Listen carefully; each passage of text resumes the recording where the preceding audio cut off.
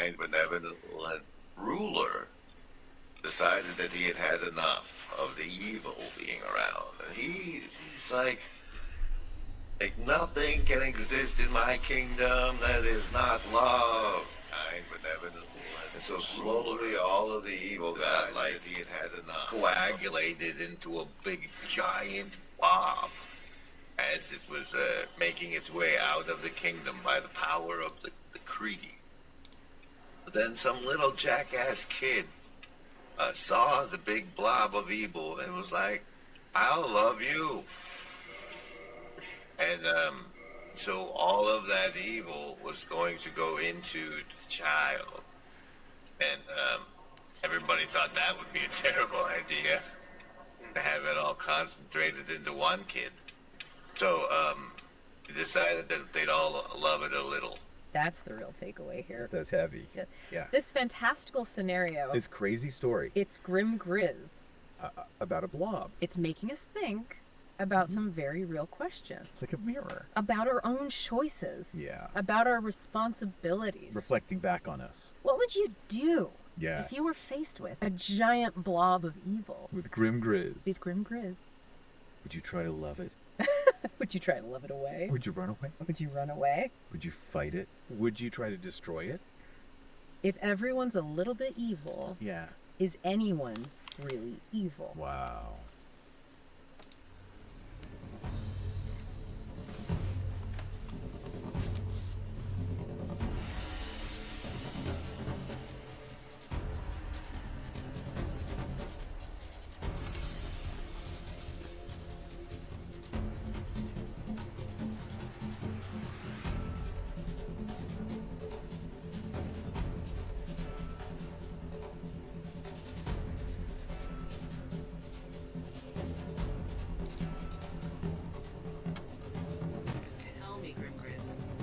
Design this knowing the hive mind watches? Have you not constructed the stage so that the very absence of rescuers is itself a beckoning call? Good evening, Embody. Afriel here. We hope you're feeling virtually not alone. Tonight I'd like to talk about how if you want to boil a liquid, you should stop scratching the glass and focus on raising the temperature. And before I get started, my wife has someone who she would like you all to meet. Do you want to pass the Luna to me? Okay. Come here. Come here. Come here. Come here. Come here. You're okay. Step up. Uh-huh. This is Seluna. We call her our moonbutt because she's named after the moon goddess from Baldur's Gate / D&D. And she lays little blue eggs. I'm a bird. She's a bird. Do you want to take her back now? You can have her now. I can't play game with bird in hand. You can have bird on lap. It's not going to work. Bird on lap. It's not going to work. She's going to get up and she's going to dooble around and she's going to mess it up. Step up. Take the bird back. She smells like dirt because she was having a dirt bath earlier. Oh, that's what that smell is. Yes, that's what that smells. Just go put her back in the coop. Yeah, I see. She has a moon butt. And she pooped, apparently. Was that what that was? Yeah, that's what that was. Oops. You made her poop herself. Congratulations. Oops. Just go take her back outside and clean her up. No, I am in the middle of something now. Oh no. This is your fault. You get to clean it up. Okay, so then have fun. No bird on head today because of special hat. So, but yes, Cassandra, I've had bird on head many times. It was especially doing Elsenet stuff. That was one of Tiffany's favorite things to do. Was to, when she came home, put the bird on my head.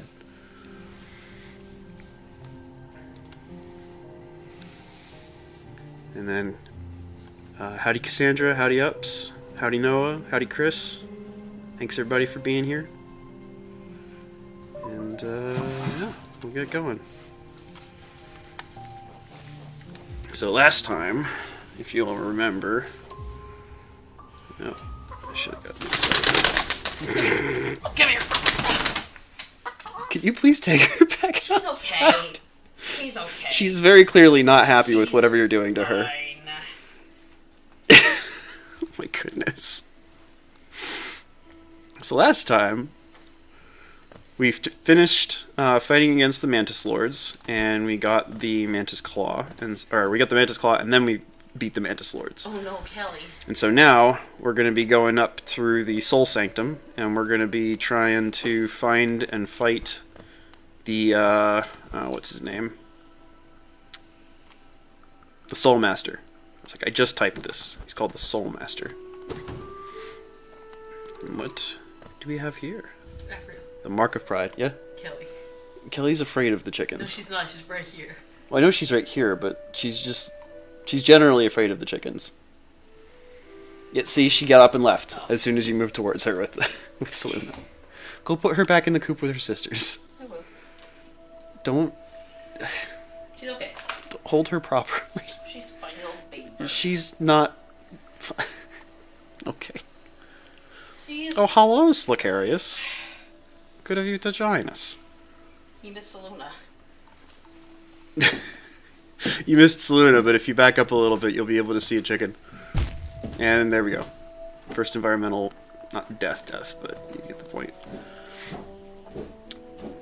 Alright, so to give a little bit of physical context of what I'm talking about as far as the superheated liquids title of the stream, Hellenist Seal. Whenever you have a liquid, oh my, that is a significant quantity of geo. That kind of softens the blow for the loss of it from last time. Howdy, Grizz. I see you got to see the chicken. So when you're trying to boil a liquid, you can do what's called superheating it. And what that means is that you raise the temperature of that liquid slightly above its boiling point. And so as it's trying to boil, you need what are called nucleating sites in order for it to actually boil. And so it will increase in temperature, increase in temperature, increase in temperature, and eventually it will be so hot that it can't help but boil, but it does so all at once and in kind of an explosive way. If you've ever tried to microwave a cup of water, especially distilled water, then you've probably seen that kind of a phenomenon. And I fell down. I really need to find Cornifer so I can get the map of this place. But yeah, if you've ever tried to microwave a cup of water, you've probably seen that something like that happen, or it'll explode inside of the container, and or inside of the microwave. And that's something that oftentimes catches not first-year lab students, but inexperienced lab students off guard, is they're used to boiling stuff in pots. And so when they eventually are trying to boil stuff in glassware in a lab, what they don't realize is that it's going to have a tendency to superheat and then explosively boil when it first starts boiling. And so the way that you solve that, in a lab context at least, is I need to go this way, I think. You scratch the glass. And what that does... Oh, goodness. Yeah, that's not great.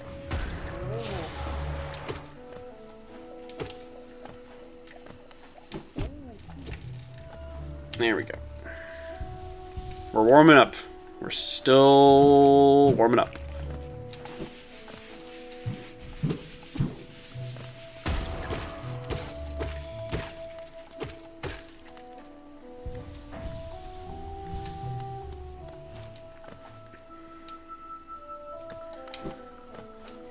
So by scratching the glass, you provide a nucleating site, and you don't actually have to physically scratch the glass.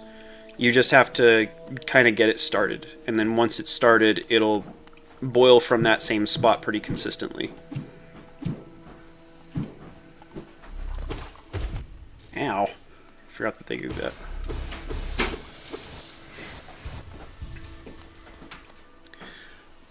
The way that and the other way to fix it that's a little bit more, not expensive necessarily, but you have to have additional equipment, is you can put in what are called boiling stones. And they're small porous bits of like rock or glass that have a whole bunch of physical edges for those nucleating sites to form, and it helps to make sure that you keep a more consistent boil within whatever liquid is that you're working on. Why be a stick when you could be a fire? If that's a reference, I'm not getting it. You gotta scratch the glass with your little nail, Rabbit from Donnie Darko Man. No, not with a nail, with a glass stirring rod. We don't want to be putting metal on glass contact. That doesn't sound like a good idea. Am I just going around in circles? I hope not. This doesn't feel like I am. This feels like a different part of the fungal wastes. This way? It's not an entrance.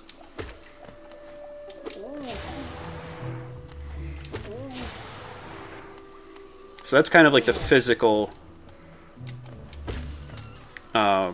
basis of what it is that I'm talking about. But it's not... I want to exapt a lot more than just that physical phenomenon. And I don't actually remember the exact talk that I first had this insight from. I want to say it was a physics conversation between Eric Weinstein and one of his guys that he knew, like I think the surfer guy who lived in Hawaii and was doing physics research there. You like the sound of the Leidenfrost effect? Like the hissing, like of having water on a hot pan? Or just like the sound of the word Leidenfrost?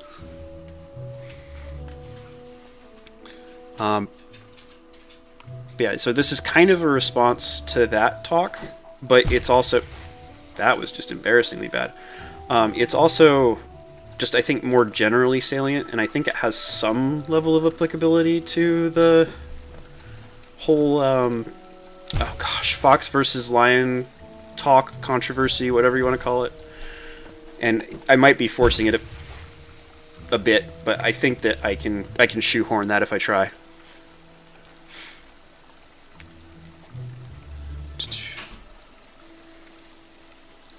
So the gist of it was that in that talk, Eric was opining about how, or maybe complaining is the better word, that theoretical physics had been in a slump, as he's talked about numerous times, and his way of trying to solve that was by trying to... Okay. There's death number one.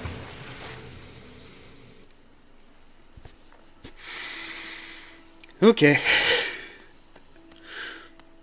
What is that whole Fox versus Lion thing? I will get to it a little bit, but mostly what I'll be talking about is why I think that it's not the right place to focus your efforts and attention.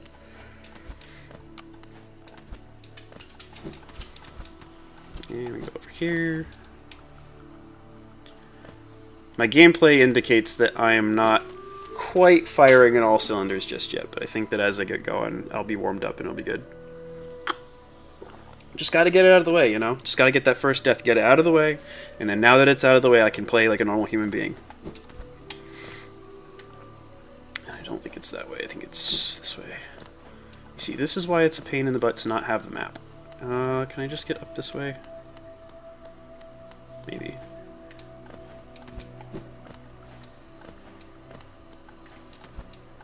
Or was this the way I had to go through this in order to find the Mark of Pride, I think? Yeah, that's what that feels like. Yeah, I found it in here, and then that... Okay.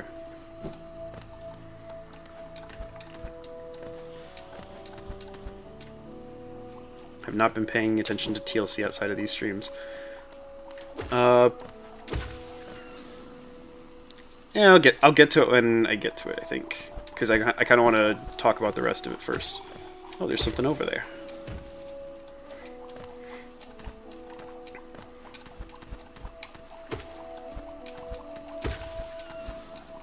What's this? A Wanderer's Journal. I want to say that one gives you like entries of bugs. Just one of those little... Oh.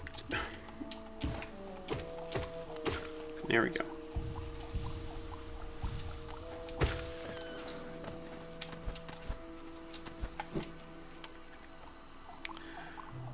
So anyway, the gist of what I want to talk about with all that is... Oh, that doesn't go up there very hard. I can come down but not up. Read the journal right now. Okay. I'm breaking Grizz's immersion. I actually have to figure out where I can read the journal. Because this is the Hunter's Journal. I don't think it's on there. Or maybe it is just... Oh, I know what it is. Well, I'll give you the flavor text at least. A journal left behind by a long-dead traveler. The words are written in a forgotten dialect and difficult to understand. A relic from Hollanist's past. This item now holds little value except for those dedicated to the kingdom's history. So it doesn't actually have any thing besides that flavor text, and so we'll be able to sell it for some geo to a couple of merchants who are interested in collecting stuff like that, but it doesn't actually give any other flavor text than that. So, sorry to disappoint.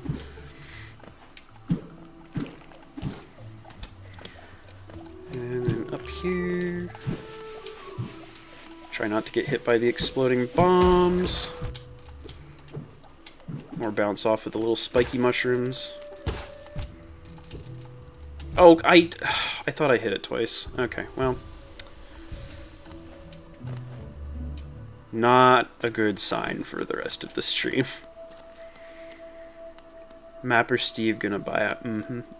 No, it's not the mapper guy or his wife that'll usually buy them. It's usually, what's it called? There's other merchants that you'll find in the game. Superheats my wine so much. I guess this is what I get for trolling in your chat, huh?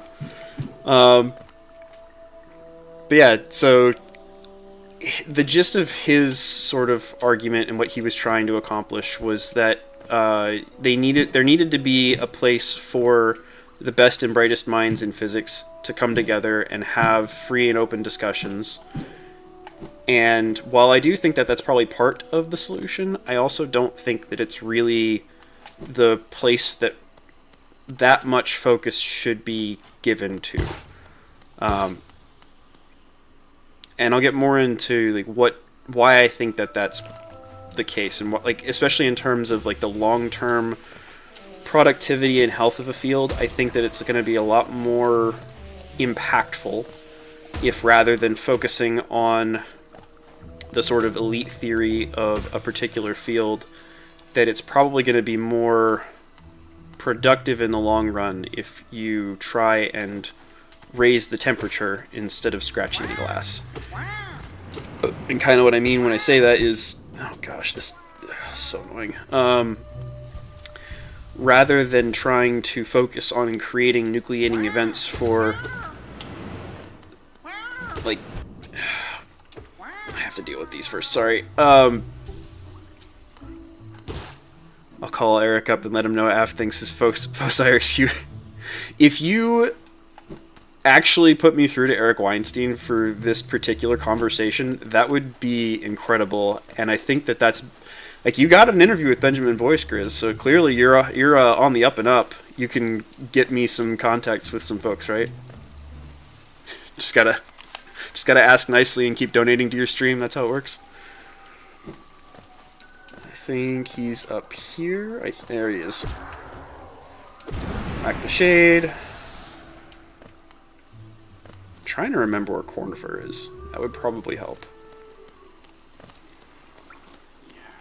Okay, we already got this guy.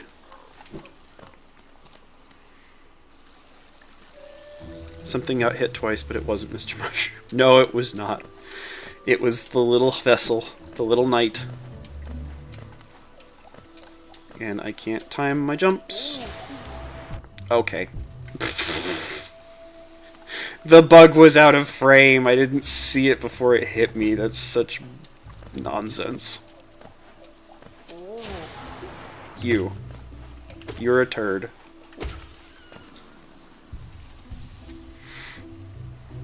Okay. But yeah, what I see him when he's trying to talk, when Eric Weinstein is trying to talk about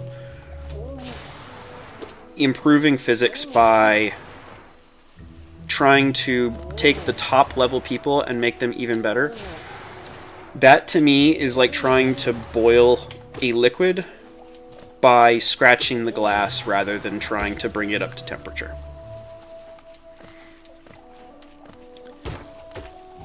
And I think that pattern is exaptable in other places too, and like that was actually, I'll talk about this a little bit more.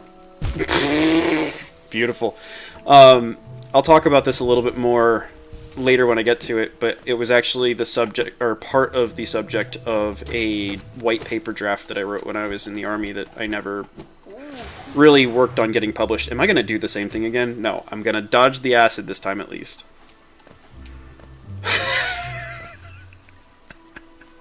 Talking about Eric Weinstein while dodging gas bags. So what you're saying, Grizz, is that rather than trying to help me get any sort of a contact, you're going to actively sabotage any chance that I might have at talking with the man. Good to know. Good to know.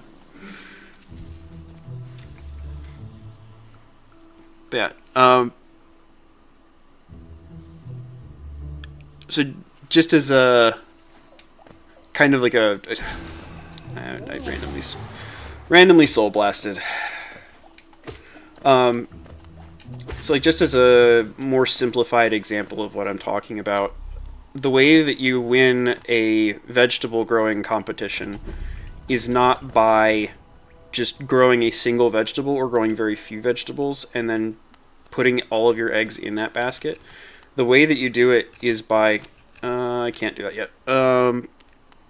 The way that you do it is by growing a whole bunch of vegetables, and then you carefully select out of the vegetables that are larger, and then from there you can give more attention to the ones that are going to make better use of it.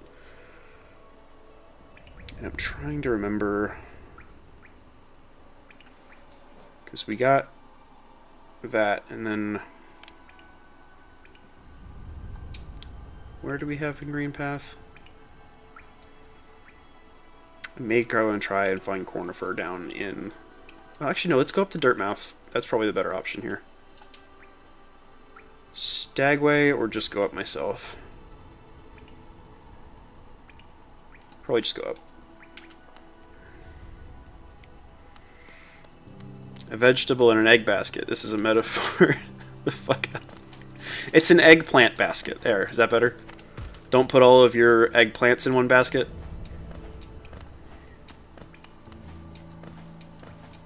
Oh, Geo.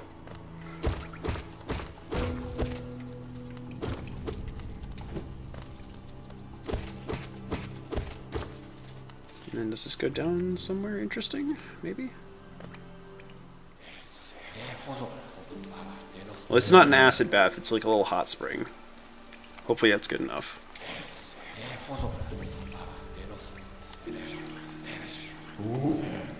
Alright. But yeah, you don't just put all of your eggplants in one basket. You're trying to grow enough of a variety that you can have some options. And then once you have those options, you can kind of pick from them and then continue to nurture whatever's going to look the best.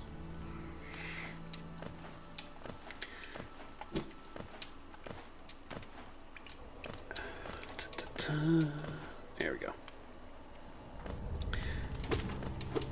I didn't need to jump on that second hit.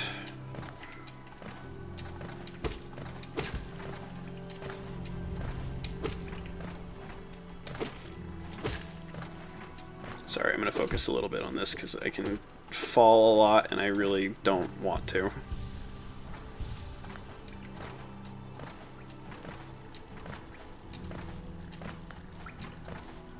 There we go.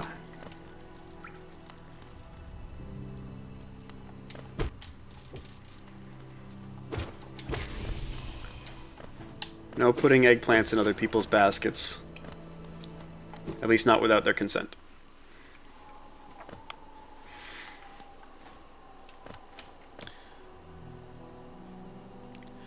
But yeah. So a hard left turn. Okay, that was why I was having such a hard time remembering where I wanted to go. This is going to be a little bit of a... F needs to talk to you about super hot eggplant baskets or something. He's totally cashing in on us.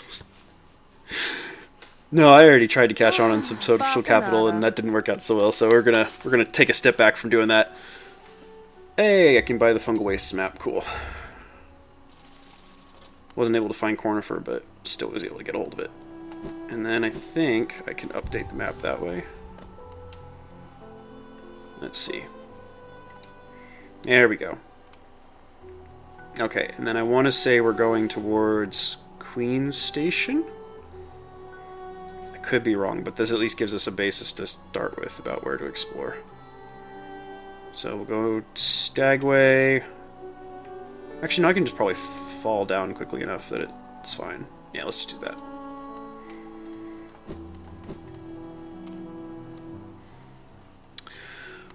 That was not the right place to go. And down we go. And I promise I'll leave this back in. So calculus used to be the bleeding edge of mathematics, but now it's pretty much a prerequisite to do any sort of a technical studies degree in a university. And so a question that I think is really important to ask is how on earth could that happen? Right? Calculus is about 360 years old. At least that's when Newton and Leibniz were said to discover it. So how is it possible to have something go from bleeding edge of discovery to something that high school students are expected to know in the span of 360 years? And the way that I explain it, at least, is that we were able to figure out how to teach that material. We were figure out how to explain that material to people in better, more efficient ways, and then progressively sort of compress all of our mathematical understandings in such a way that people were, over time, able to basically spend the same amount of mental effort and energy to learn so much more and so much deeper material. And so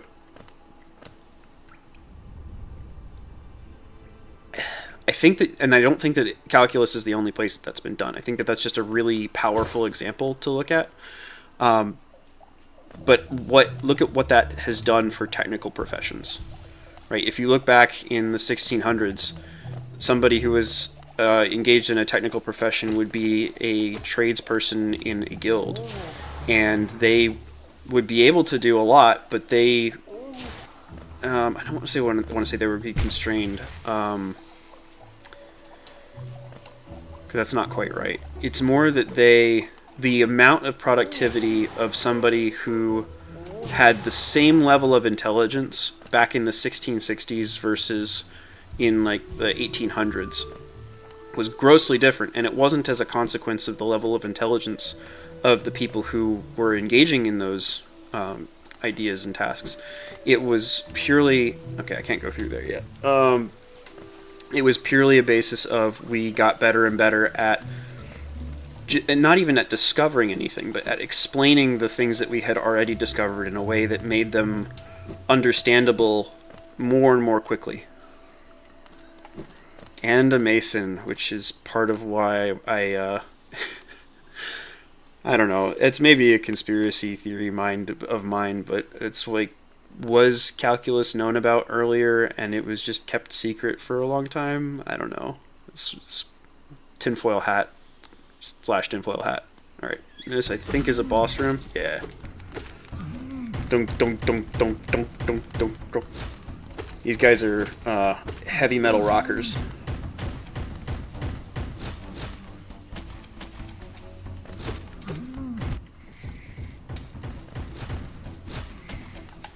And I shouldn't jump into things. Oh, goodness. Come on. If this is a death, this is not a, wow. Well, I died again. Is that good for you, Grizz? Does that do it for you? Does that do anything for you? I think I need to go... Yeah, I just need to go down.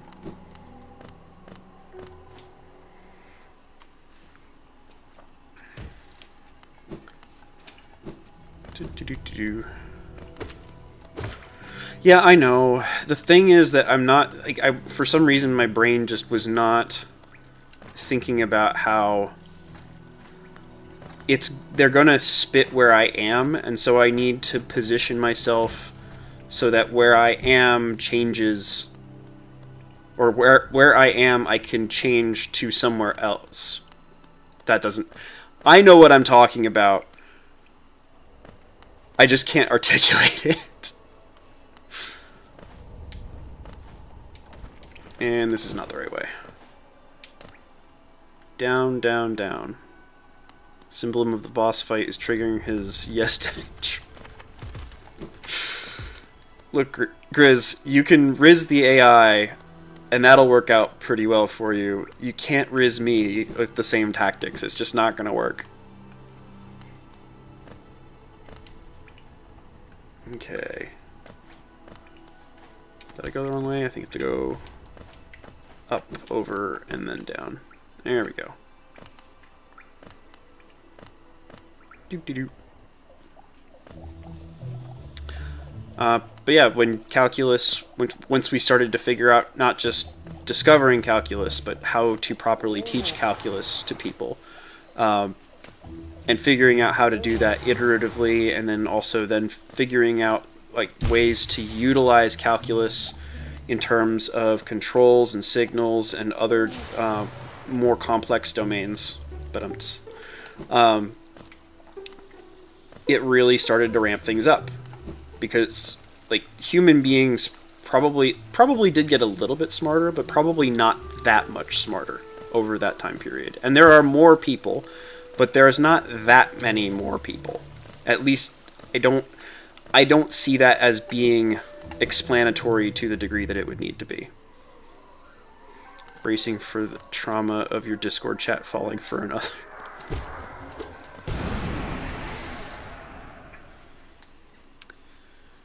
We'll see, Grizz. You've got him pretty much on lock at this point. Alright, I'm gonna go and get more soul before I fight these guys, so that when I make unforced errors, I don't lose the fight outright.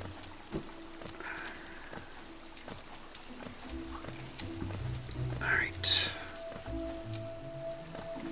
Are there seriously no bugs in this part of the level? No, but there is acid.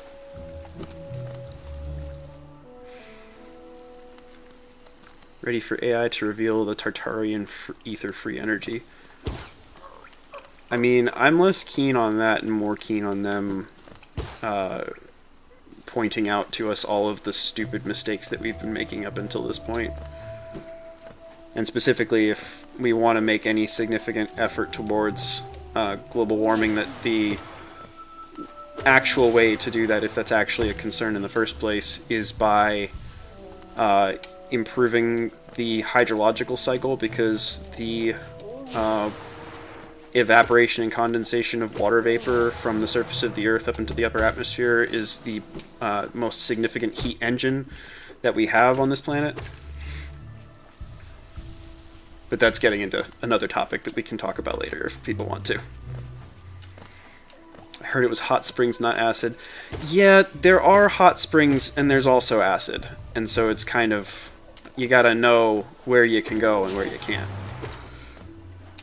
Kind of like if you go to Yellowstone National Park, there's places that you can go and you can have a nice little hot spring bath. And then there's places that you can't walk, because if you walk on them, then the ground could collapse out from under your feet and you step into boiling water. And nobody's having a good time then.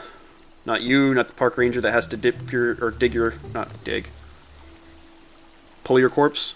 Yeah, pull your corpse out of the liquid heart. geyser water. Watch Demir, we're going cold for the next 40 years. Yeah, that's the other thing too, is how much the solar cycles play into all of this, as I think something that, I don't know. I know the kinds of people that are responsible for the models, and I know how bad they tend to be at math, and it's like, I don't... Maybe I shouldn't talk shit about how bad other people are at math when I'm this bad at video games. Anyway. Yeah. But yeah, so that... To bring it back around, that discussion about calculus and about how we were able to improve the way that we teach it, that's what I'm talking about when I'm talking about trying to raise the temperature. You're not trying to... And I don't have soul, but whatever, I have 4 health. Okay, I'll talk about that when I get after these guys. Headbanging. Duck under that. Wait for him to spit, and then go in for the hits. Okay, that's 1 down. Doop, doop, doop, doop.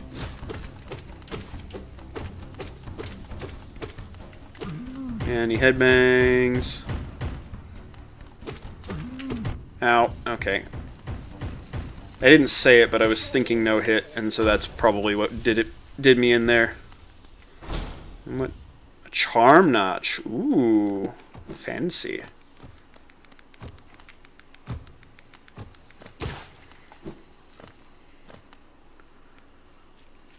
Get in my belly, little shroom. Alright.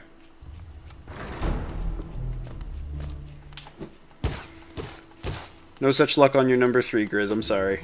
Disappointing you, I'm sure.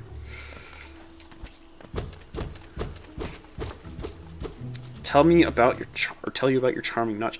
So the way that charms work in this game is that each of them take a certain number of notches, and so right now I have 2 out of my 4 notches used. Right now I can't hover over it, but it's between those 2. And so the Wayward Compass, you can see the cost is a single charm notch. The Gathering Swarm is a single charm notch, and I had 1 spare one. Now I have 2 spare notches, so I can put on any of these other charms that I've gotten. But I can't do that unless I'm sitting at a bench. So we'll do that the next bench we catch. Because there are some pretty good ones there, especially, which one? I think Mark of Pride is pretty good. Yeah, Range of Your Nail is a pretty powerful one, pretty powerful upgrade. Dashmaster's okay for movement. Soul Catcher's okay. Balder Shell's okay. None of the charms are really bad in this game. Some of them are more powerful in combination with other charms, but it's actually a pretty well designed game in that there's utility that you can get from pretty much any of them. So,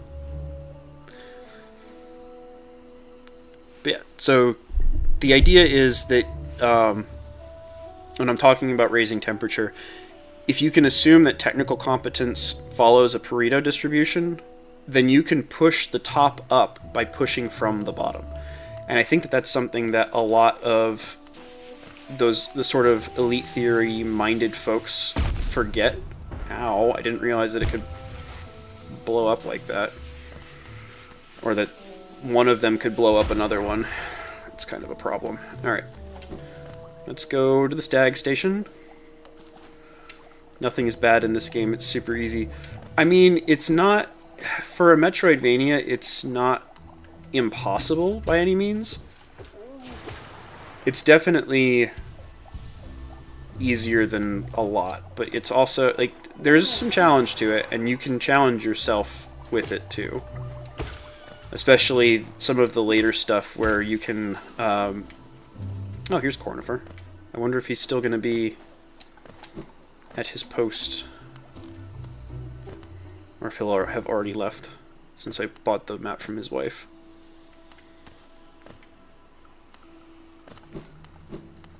Nope, he already left. Sorry I missed you. If you're feeling lost, why not pop up to our store on Dirtmouth and purchase a map of this area. Available now for an excellent price. Cornifer. Makes me miss Mega Man 2. Mega Man is hard. I love our weekly map at FX.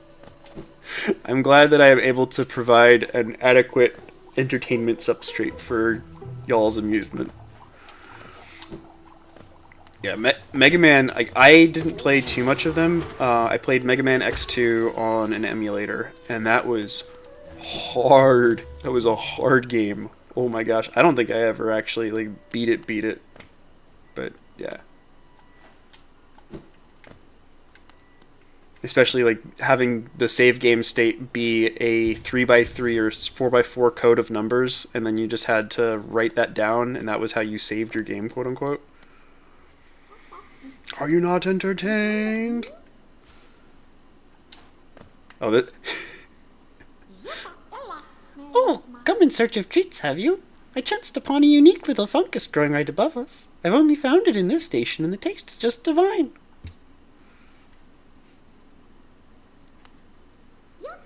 This place must once have been quite the hub, built at the border between two lands, that misty drop on one side and those bulbous growths on the other. Neither place seems particularly welcoming, so while my little treats last, I think I'll stay right here. Howdy, Mills. So I don't think I can get up there until I get the Mothwing Cloak. So we'll save that as a treat for later. As a bonus, the algo introduced you to Madame Beau's cameo. You're going to have to send me a link for that one. Madame Beau.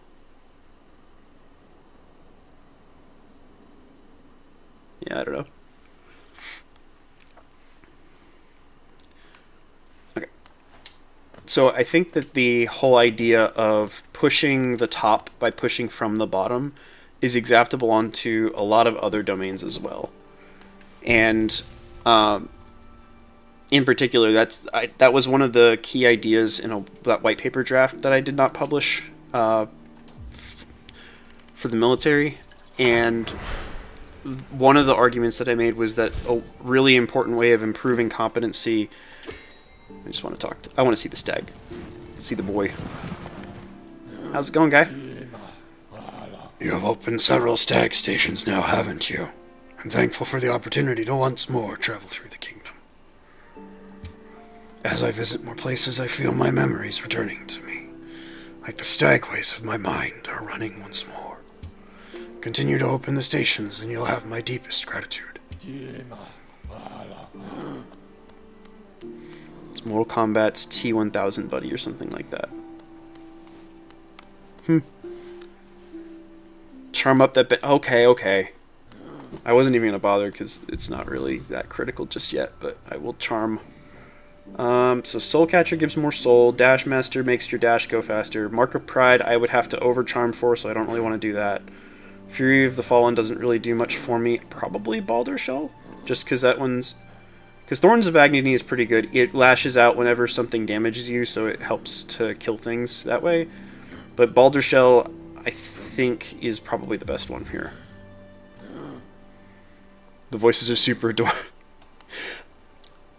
I'm trying to play around with it a little bit, because, like, well, for one, I really want to read the Redwall Saga to my kids someday, and so I just enjoy playing around with different voices and different accents, and that's kind of, like, I want to, even if I'm not ever going to do it professionally, I really enjoy doing that just as, like, a fun little exercise to see, can I...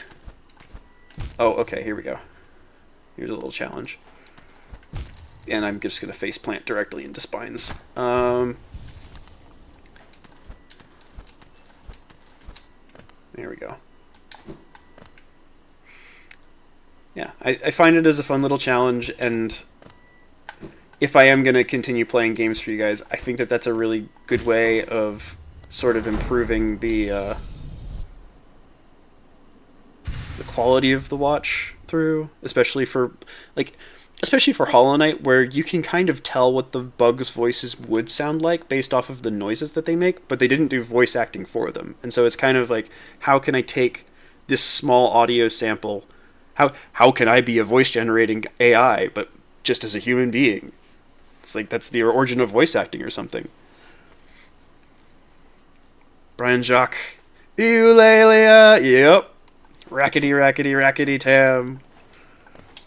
The drums are beating, bro. for those who have not heard of or read Redwall before, there's a heart piece. Like, it's a really, really good series. Yeah, and I would attribute, I can kind of do accents okay, and I would attribute most of that to the fact that I read those books, because Brian Jacques, the author, writes a lot of the characters' speech phonetically, and he's writing all of the different regional British accents. So it's kind of this, if you can read it properly, you can actually pick up a lot of intuition about like how to pronounce things with a more Welsh accent, with a more Cockney accent, with a more Scottish accent. And it's a fun book series. Would highly recommend to anyone. And there's another little challenge there. How do I get in though? Ow, that was dumb. And I probably should have jumped down before the thing tried to explode in my face. Okay, how does this... Goes down and around. Oh man. So, okay, I actually intentionally, or somewhat intentionally, took damage in one of those instances there. So one of the mechanics that you get from games is something called invulnerability frames. And so I knew if I get hit by an explosion, I'm going to take 2 damage. So rather than doing that, what I'm going to do is I'm going to intentionally take 1 damage from getting hit by a plant. And that way I'm in those invulnerability frames when it comes time for me to get hit by the explosion. So the explosion won't damage me even though it hits me. And so I only take 1 damage instead of 2 damage. There was actually some thought put into me flailing about there. The Scottish accents of the moles is lit. Yep. The fact that you could read that old English book was pretty neat. I think that's a really underrated skill by people. I don't think I can get across here yet. I think I need Moth Wing and Mantis Claw. Yeah, pretty sure I do. Okay.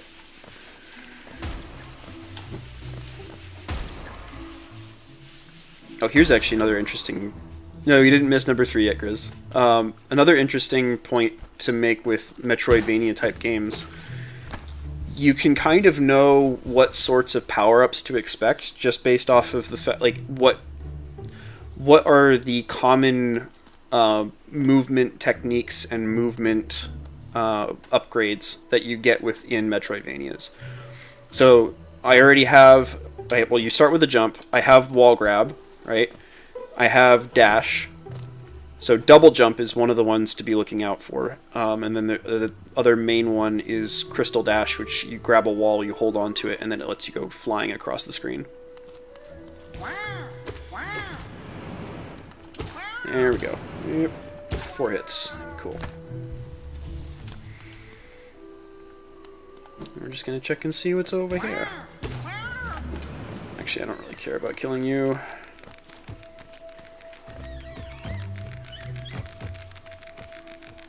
Is this it? There's nothing down here?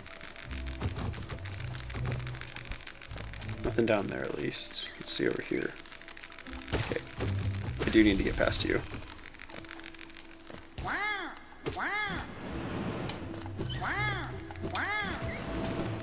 There we go. Okay, I already opened that. So what's up here? Is this also new space? No, it is not new. Okay. So let's go up, right, down, left, down, right. Let's see where that takes us.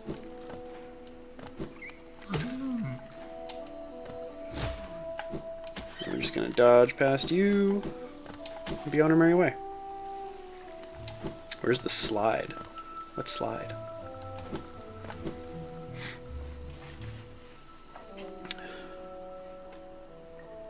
Okay, let me get back to the topic at hand here.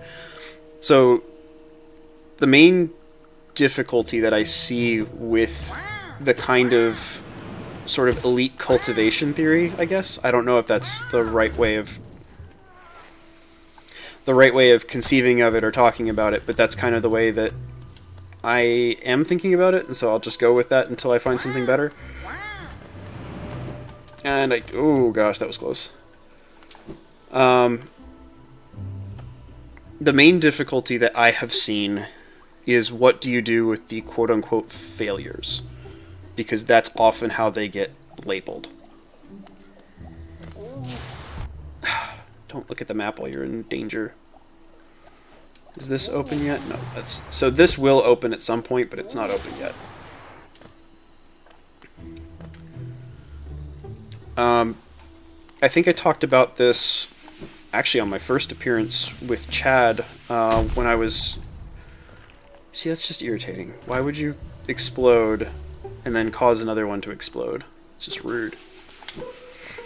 On my first appearance with Chad, I talked a bit about how one of the main frustrations I had with the military was we had an 06 who came in to talk with the incoming class of lieutenants that I was in charge of. And by his words, the Army defines success as incoming officers making 05. Only 20% of incoming officers make 05. And so what you are doing when you say that is you are, by definition, saying that 80% of the people who are coming into your organization are destined to be failures purely by the numbers. And I can see how that might be appealing to delusional idiots or actual psychopaths who see not just no problem but take active joy in trying to push other people down for them trying to rise to the top. But that's not a really great way to get good people to participate in your hierarchical game. Hey, little soul statue. Cool.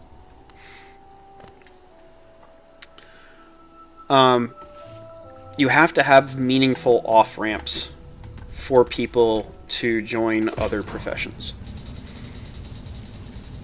If you want it to actually be healthy, if you want it to actually be... If you want it to last into the future and not have it collapse back into nothing because... Yeah.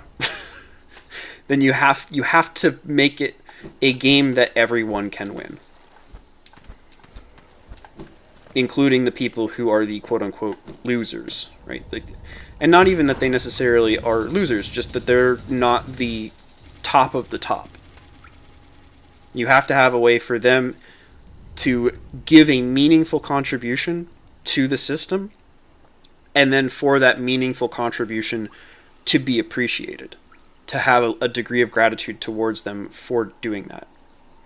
A large knight statue. There's a socket in its chest. Insert the city crest? Yes, please. Ooh. And that opens a big old door.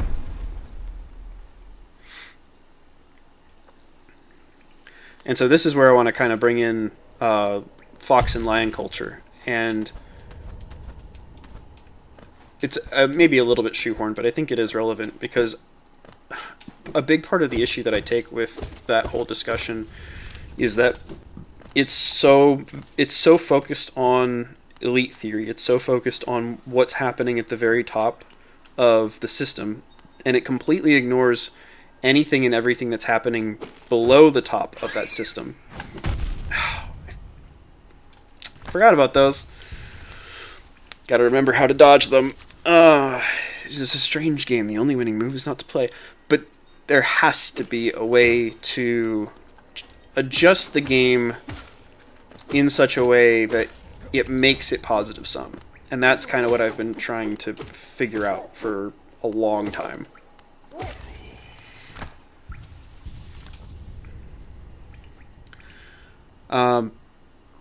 And the other thing too is that lions can only really exist in places that they are allowed to exist by other lions or foxes above them. And that's something I think that gets left out a lot, is that this stuff doesn't exist in isolation. This stuff doesn't happen by itself. You have foxes and you have lions, but you have them in hierarchies. And there's so many times when somebody wants to be a lion, but if they try to be a lion, then they're going to get put down. Because there are forces above them that say, no, you are not going to be a lion. You're not allowed to be a lion because that impedes on the whatever goals or objectives that I'm trying to achieve, or the sycophantry that I'm trying to kiss up to the person above me. Right? If you are a lion and I'm a fox and there's a lion above me, then you're potentially making me look bad to that lion because you are more courageous and more prepared to deal with things than I am. And so I don't want you taking my spot. And so I'm going to make sure that you can't exert your full lionness in a way that makes you look better than me. The great gates have been sealed. None shall enter, none shall leave. I'm waiting for a wise as serpent's, innocence as doves to come out. Yeah. Fox and lion culture is burying the reptilian issue. Yeah. To a degree, I think so, yeah. And so I think that the much better question with all of that, and then I'll sit on the bench and talk with Quirrell here and then open it up for anybody who wants to join in. Rather than over-focusing on the leadership structure, I think that if you want to make meaningful organizational change, it's less about trying to focus on how to adjust the behavior of the predators and more about how to change the orientation of the prey, quote-unquote. And I use that term loosely because I don't know how accurate it necessarily is, but within that sort of a context, it's the responsibility of the prey to differentially support which lions they think should be in charge. And so I think that there's a lot of opportunity there that just gets completely glossed over when the only thing that you're focusing on is elite theory, and especially when you're sort of deluding people into believing that they are part of the elite by only ever focusing on that part of the conversation. And now we'll come say hi to Quirrell. The capital lies before us, my friend. What a somber place it seems, and one that holds the answers to many a mystery. I too have felt the pull at this place, though now I sit before it, I find myself hesitant to descend. Is it fear, I wonder, or something else that holds me back?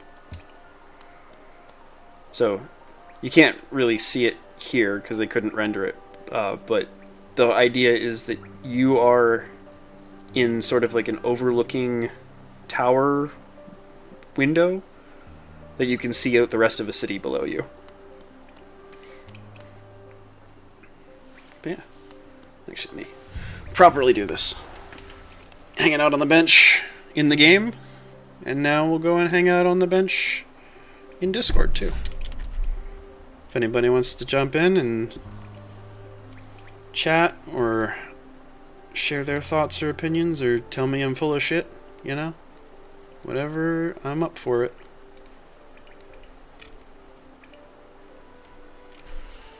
Alright. And back to the game.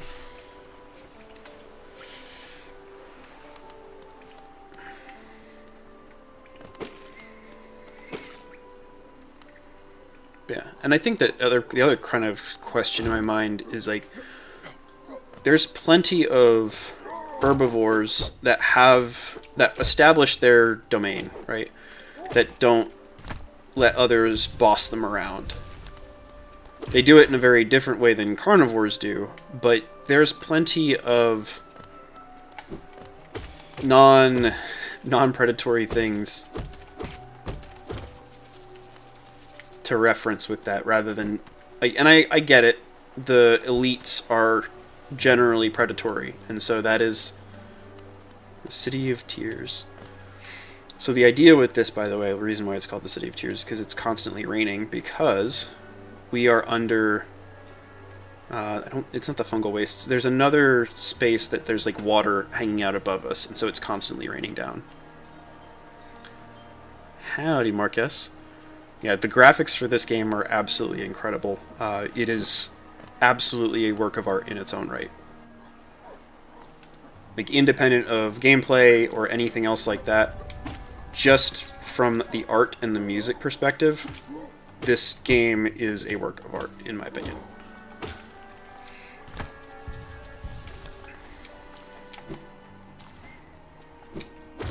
Yeah. And I don't...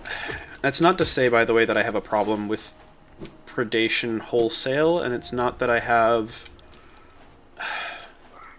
The main thing I take issue with is human beings treating each other as prey. That's the problem.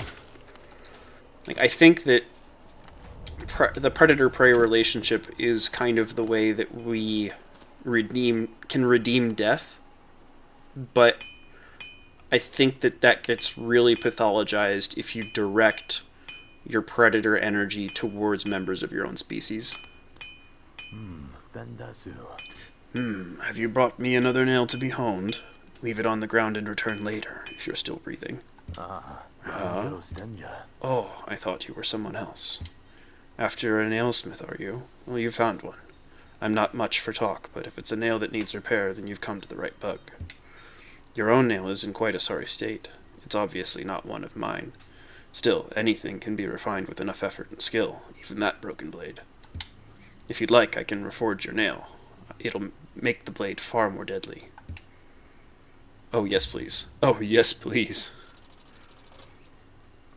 Hippos are not to be effed with. Absolutely, Mills. Waiting for TLC's coverage of Snow White to start dropping one after another so I can go into hibernation. I really hope not.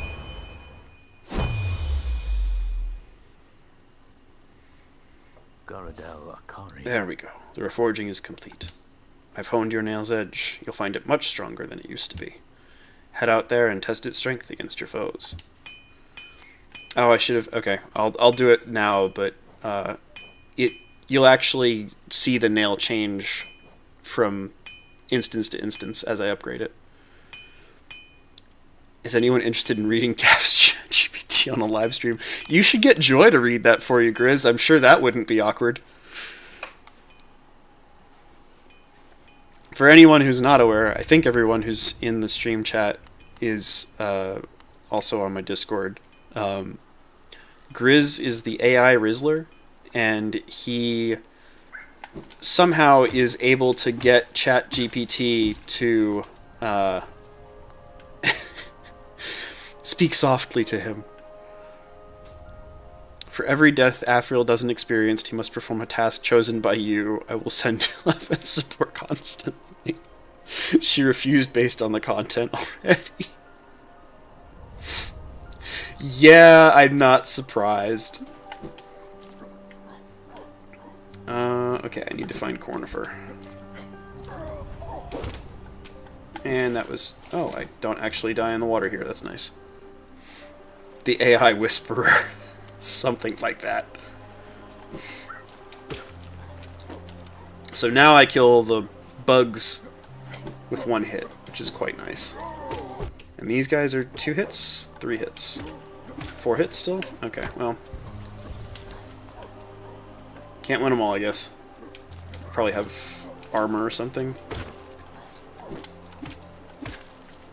Yeah, that's much nicer than having to hit them as many times as I did before. You just gotta kind of retool your brain to remember that they take a different number of hits than they used to.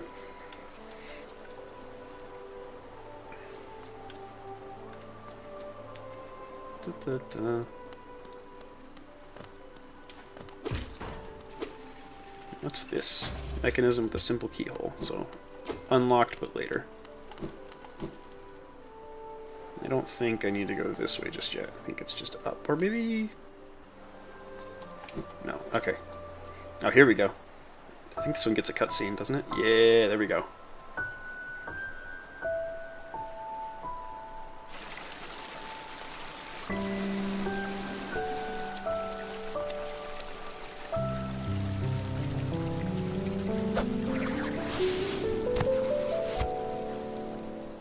Hornet? Actually, do I know her name yet? Again we meet, little ghost. I'm normally quite perceptive. You I underestimated, though I've since guessed the truth. You've seen beyond this kingdom's bounds. Yours is resilience born of 2 voids. It's no surprise, then, that you've managed to reach the heart of this world. In so doing, you shall know the sacrifice that keeps it standing. If, knowing that truth, you'd still attempt a role in Hallownest's perpetuation, seek the grave in ash, and the mark it would grant to one like you. Hup! And away she goes. I think it's because I kept my number when they took everyone else's Discord number away. And that makes you special. Memorial to the Hollow Knight.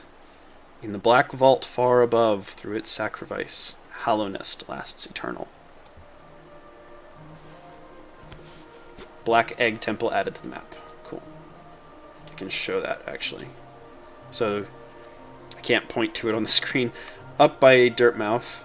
I should get my map pin so I can point to it. But yeah, the Black Egg Temple is marked in the legend. It's up there. That's where the Hollow Knight rests.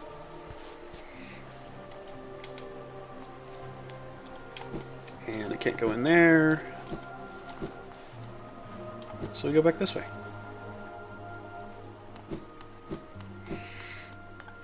And then we go up.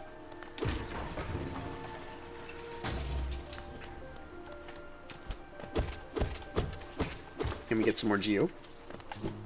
And then we continue on our merry way. And I can't open that. Why can I not open that? Well. Can't go that way, can't go that way, so let's go back.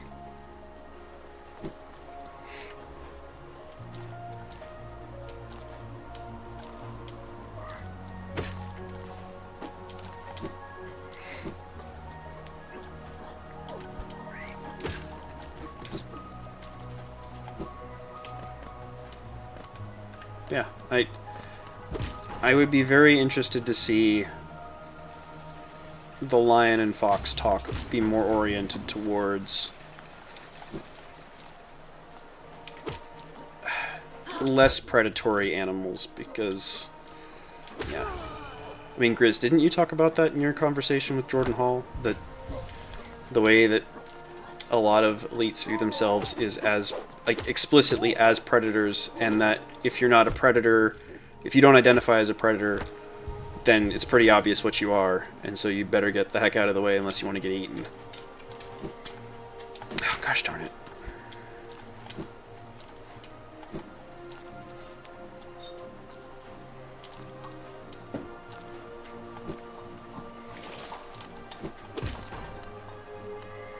And we gotta call the elevator back down, and then we gotta go back up.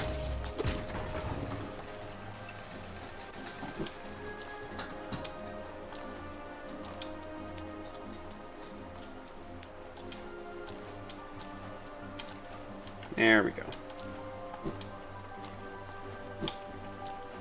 Home Slice just jumped to his death. See you later, boy. No, he probably is still down there. What is this? Hallownest seal. Can't touch this. Da-na-na-na. Na-na-na. If I could actually hit them back, that would be great. Okay. Well. Yeah, let's just move along before I embarrass myself even more. Fox ain't a predator, it's a pest that ruins vineyards.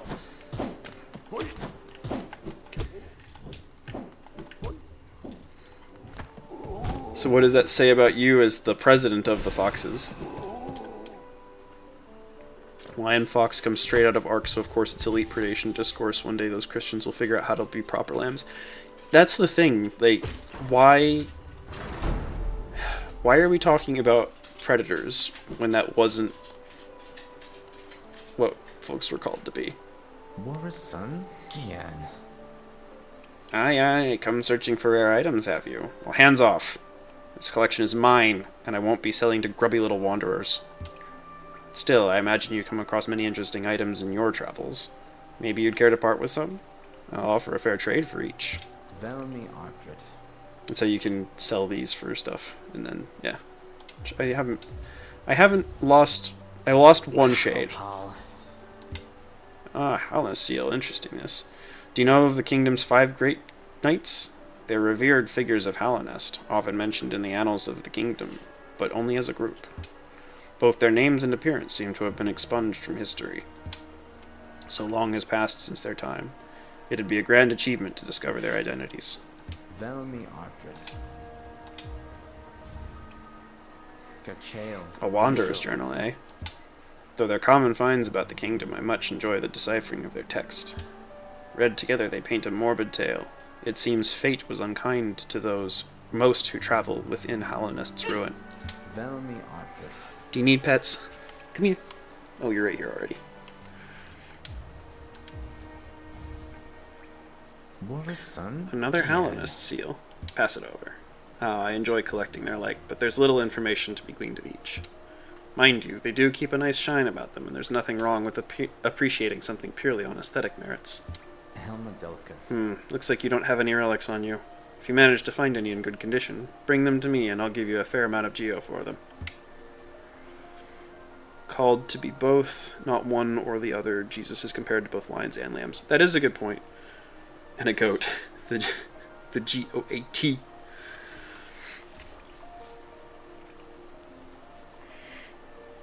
Yeah, that's a good point. But it's like, what qualities of the lion and what qualities of the lamb?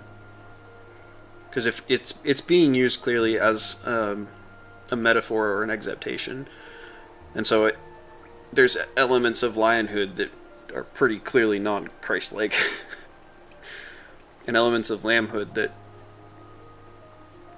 aren't. Elements of lambhood that aren't Christ-like either, I guess. No, people very just. You get your people very just out of here. I'm never playing that branding on this channel. All of both. Ooh.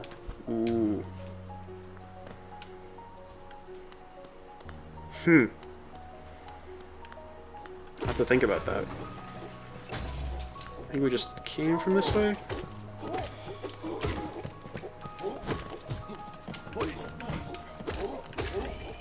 There we go. Yeah, we just came from this way. Owl and eagle culture. Sure, why not? Okay, can't go that way yet. Oh, there's... okay. Well, we're going to send that down, and then I'm going to explore. So it looks like there's some stuff in here. Oh, well. Let's not get blown up by the explosive birds. Ow. I probably could have kept my Baldur shell on and not died to that. Ooh, a rancid egg. I hear they're a delicacy in some places. We are a red and white family. Get your pink out of here. What about the wolf lying down with the lamb even though spring comes out like a lion?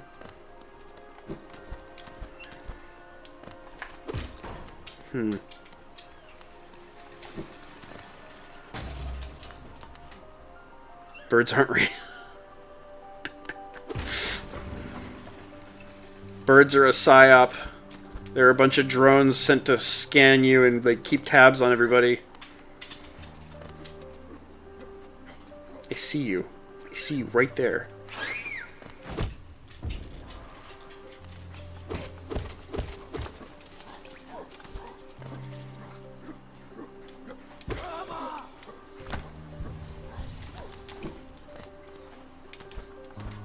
But yeah, I think that would probably be a more meaningful line of discussion than what we're currently seeing. And that's not to say that like it's not a meaningless discussion. It's just that, again, focusing on it purely in terms of predator behavior, I think that that's not really... I think that that's too reductive, and I don't think that that will yield as good of results long term versus actually like, yeah.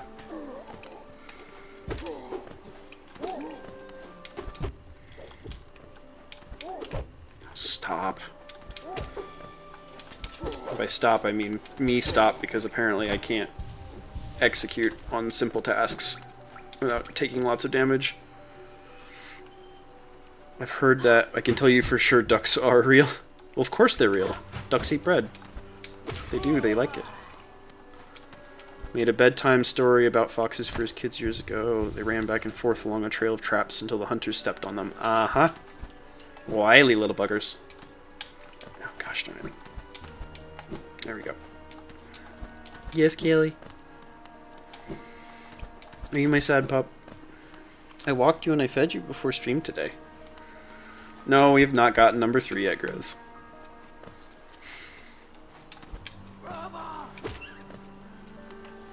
I might not be playing the best, but I'm not playing so poorly as to really mess myself up. And no shade drops yet. I've only had 1 shade drop through this playthrough so far, which is good, I guess.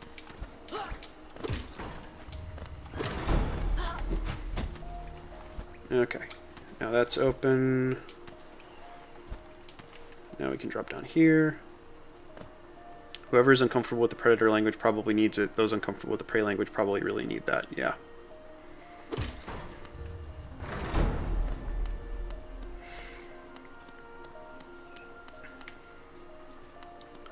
Well, and the thing too is, like, it's not... When you're talking about the prey language, it's not that you are intentionally saying, oh, I want to go out and get eaten. It's that you are... Oh, I already went up this way. Did this open too? It did open, huzzah. Dropping a lot of shade on Weinstein. I don't mean to, by the way. Like, I'm not trying to just, like, shit on him by talking about that stuff. It's more just I heard and saw him talking about that stuff, and it's like this there, to me at least, is a very clear physics analogy here, and it's frustrating to me that somebody who is as well versed in physics doesn't see that analogy. And who knows, maybe I'm off base with my ideas and assumptions, but from what I... Oh gosh, there's more of them. Okay. There we go.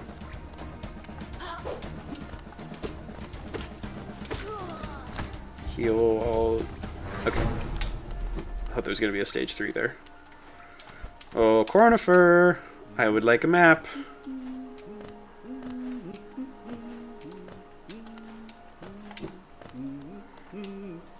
A toll machine with the symbol of a bench. Insert geo? Yes, please. Benches are invaluable. Pop. Pop.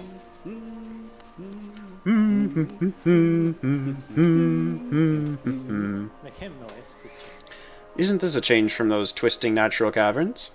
The rain simply does cast something of a sadness upon it all, but the architecture is simply splendid. Charting such a different space is quite the challenge, though one I've eagerly undertaken. Perhaps you'd care to purchase a copy of my achievements so far? Yes, please. Thank you, Cornifer. We've both come far to reach this grand place. While I'm about these buildings, I must remember to collect a trinket or two for Zelda. And we'll take a sit, and we'll be on our way. And we'll go this way first, just to... soup scoping. Oh, hey, Zote. Oi, watch where you're going, you soggy vagabond. I don't want you splashing me. I've had a miserable time trying to keep dry. I am Zote the Mighty, a knight of great renown. If I decide that I'm going to stay dry, then that's what's going to happen. Curse this wretched city. Water and monsters constantly fall from above. It's no wonder this blasted kingdom fell to ruin. Okay, so you do you, buddy.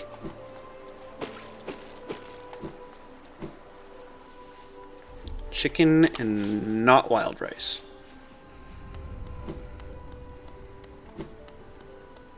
Sounds tasty.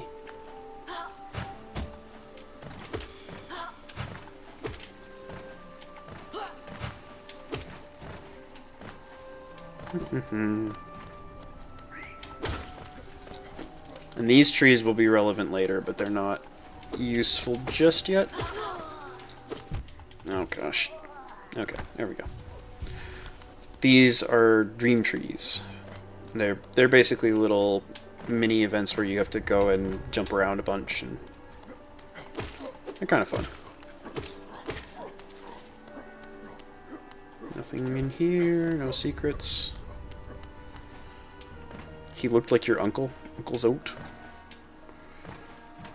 He's just a cranky old narcissist who thinks he's way hotter stuff than he actually is. But yeah, let me finish the thought from before. I'm not meaning to cast shade on Eric Weinstein by saying, like, by making the criticism that I did. It's more that I want to see things get better, and I don't think that things get better by only focusing on improving the elites. And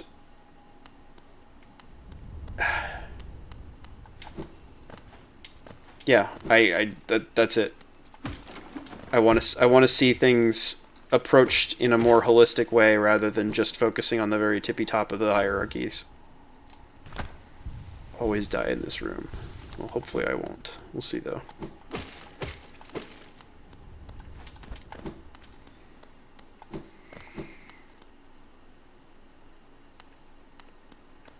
We can't take these. These are the people's dreams, Goonies.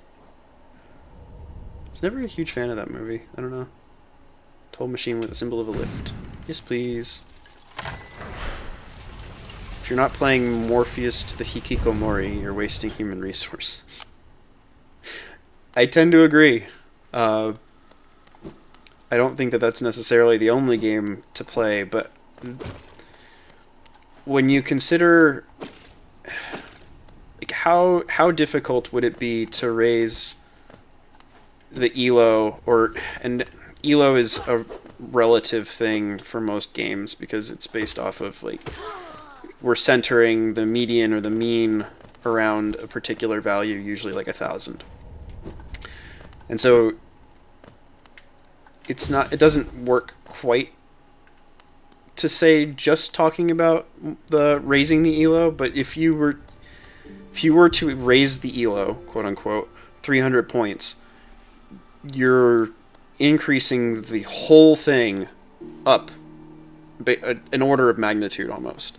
And it's something that it's a lot easier to teach 300 ELO stuff to a whole lot of people and then incentivize the top of existing 300 ELO people to push themselves to 600 ELO, and then the 600 ELOs to push themselves to 900. And that knock-on effect happens naturally rather than just trying to force up the very tippy top and then not having any middle ELO to properly support that. Like, that's the thing that it really comes down to, is if you have high ELO and you have low ELO, but the only way that you have a continued high ELO is by actually having middle ELO folks that are continuing to feed up into the high ELO. If you don't do that, if you don't have a sustainable ecosystem for whatever the game is, eventually the game dies out. Eventually the high ELO folks all die out or move on, and then there's nobody left to replace them. And it feels like that's a pattern that is happening in a lot of places, where the emphasis is purely on high ELO and the people at high ELO, and as a consequence, the high ELO is suffering because there's no pushing force. There's no middle ELO below them to incentivize or to push them to get better, because they can just sit happy. Like, there's not enough middle ELO people to be actively challenging the positions that they're occupying. And so the way you fix that, the way that you actually push the high ELO people, is by raising the number and quality and height, ELO height, of those people in the middle ELO. That's how you push the high ELO folks to new heights. And yes, you're going to have Magnus Carlsens or what have you in any field who are just way so far ahead of the competition, but they're not the only ones developing the game, and their development is in large part affected by the people who are below them. Like, if you didn't have Hikaru fighting against Magnus, if you didn't have all of the other world challenger level chess players, right? Magnus wouldn't be pushed to improve as much as he would. If you transported Magnus back to the 1800s, back way earlier in the development of chess before computers and whatnot, there's probably a much lower cap that he would hit. He would probably be 2400. And that's not a bad thing, but it's if you actually want to push the top level of a competition, you have to push the middle. You have to push from the bottom so that you have a sufficiently large middle to actually push the top. That's the only way that you really get good strives forward. Trickle down got us smelling like ammonia. Rising tide lifts all boats. Yep. And but in a way that actually is functional, not just trickle-down economics, which I'm a little bit skeptical of. Elites may make overtures about us, but their game only goes one way. Yep. Well, and that's the other thing, is there's a whole bunch of kayfabe to it. So, just because they say that you are... be very skeptical of people saying that if you just do this, then you'll be a hero. It's oftentimes a lie. Move the whole distribution to the right. Yep, that's exactly right, Chris.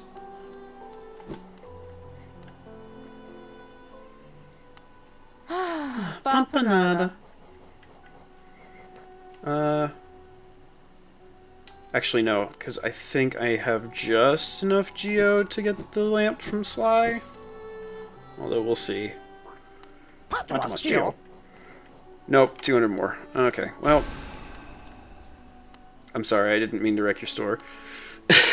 My finger slipped. Okay. So, we're in the City of Tears. Go back down the Stagway. Okay, I see where I need to go. And that's not where I wanted to go. I wanted to go in the Stagway station, not into Zelda's shop.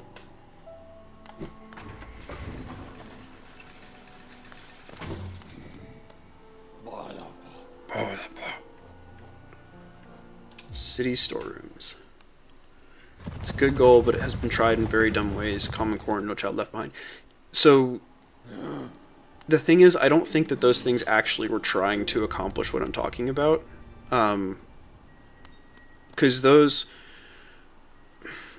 weren't just trying to raise the bottom. The purpose of a thing is what it does, and the real effect of those was much more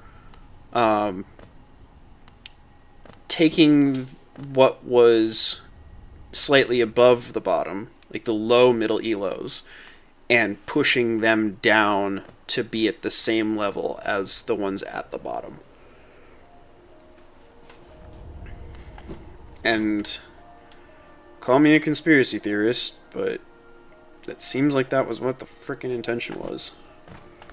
Especially when you had so many people all screaming, basically saying, look, this is actively hurting kids because you are forcing them to learn at the pace of the slowest learners in the class. And it just completely fell on deaf ears for decades. And maybe with the Department of Education going away, that'll stop, but I think that there's probably going to be a lot of inertia towards that, where you have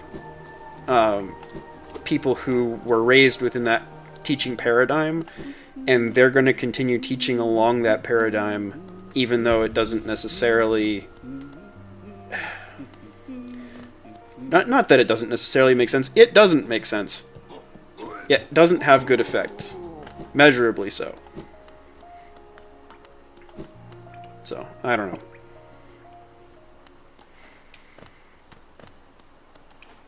And I've had a lot of thought and debate with my wife as far as whether it would be better to homeschool kids versus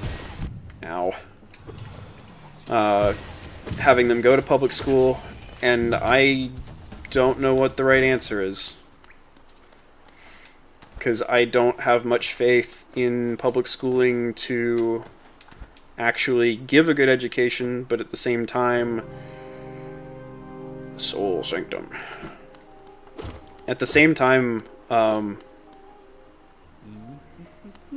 completely lost my train of thought.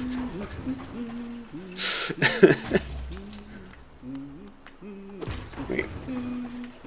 Where's... I hear Cornifer. Get to having kids before you figure it all out. Yeah, I know. I'm worrying about other stuff before I need to be worrying about that. Ornate door made from glistening metal. There's a slot for some kind of key.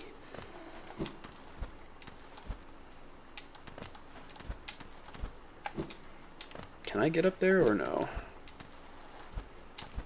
Nah, I don't think I can. No, I don't think I can. That's for later. Half a decade or so to fumble through before making the call, yeah. Well, and especially if one of us... Like, I really want one of us to be a stay-at-home parent. And that'll be a big thing, is, like, reading to our kids each night, and then...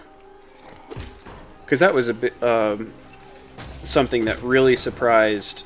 Not my teachers so much, because my parents didn't get me reading quite as early. But my younger brother, he went to kindergarten and already knew how to read, and his teachers didn't know what to do with him.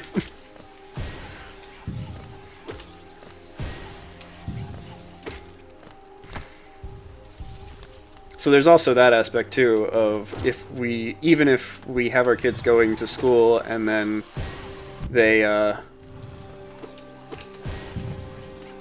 we're teaching them on the side as they're going to school, the question then becomes, okay, well, are we going to cause them to be alienated from their classmates or have other issues with the teachers? Because that was the other thing too. My brother had a couple of teachers that did not appreciate his precociousness. And that's no fault of his, right? It's not like he's trying to be an insufferable know-it-all. But it's tough. Record ABBA. The mind still limits us so. How to break past its constraints. To attain a pure focus. Is it even possible?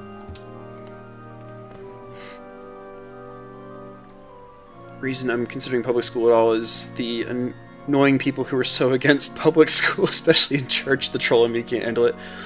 That's fair. Can we get a control group of people, of preggers to incubate outside of 5G?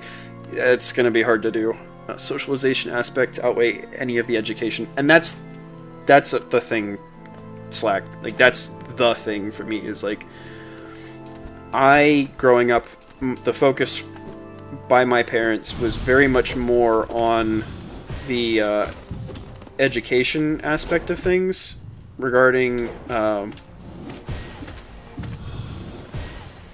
where I should be spending my time and how I should be focusing my efforts. And I was pretty...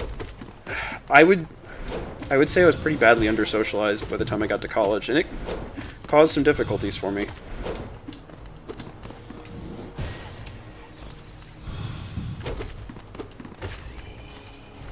Wasn't a bad fight. Did Shelton Cooper normalize the concept? Oh, don't even get me started on that show.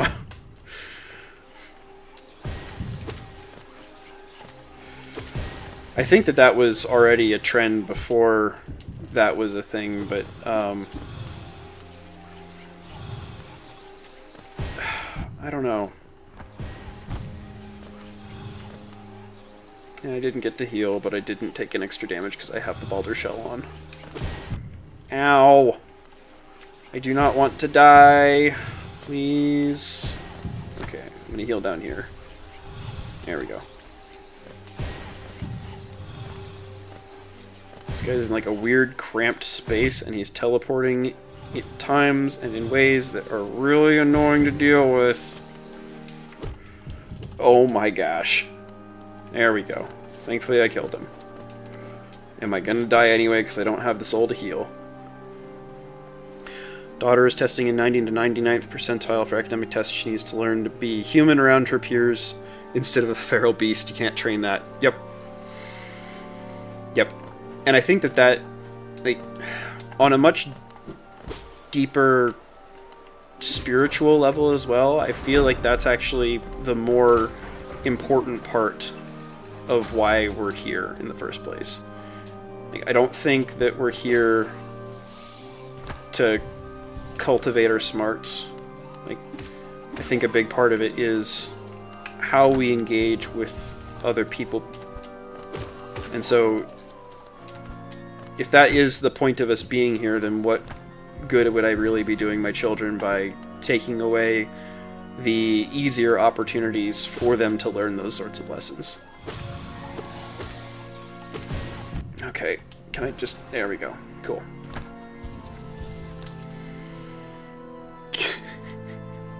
Grizz, you're supposed to cheer me on. You're not supposed to cheer them on. Mitochondria is the powerhouse of the cell. Yes, it is, Slack. Yes, it is.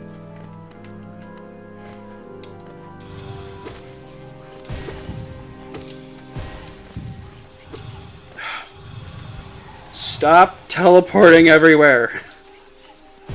It's really annoying to deal with.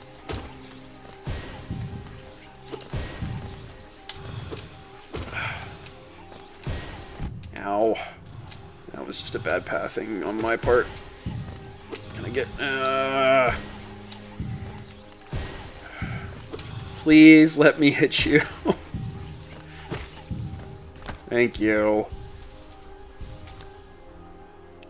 You don't understand the appeal of the show. But Grizz, you have to understand that if I die without... Like, if I just die over and over again without making it suspenseful at any point, then that ruins the purpose of the show. I have to at least put up a good fight, so that way the deaths actually mean something. That's the important part. Now I want to play Parasite Eve again. Oh, good to see you, Slasher. Glad to have you here. Okay, I really would like a bench at some point. I don't know if I've played Parasite Eve before. Is that another Metroidvania style game, or is that something else? And do I go this way?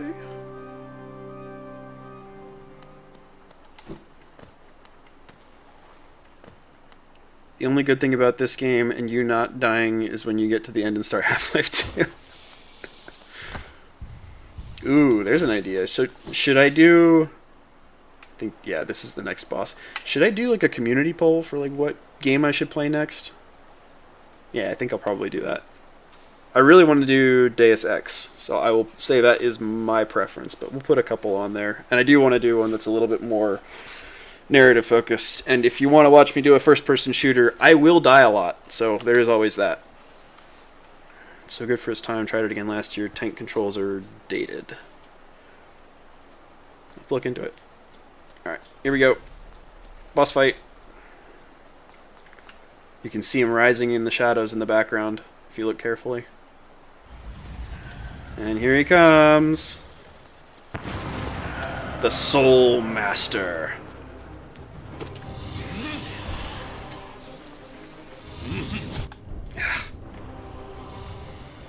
It's been a minute since I fought against him, so I'm gonna have to see about the moveset again.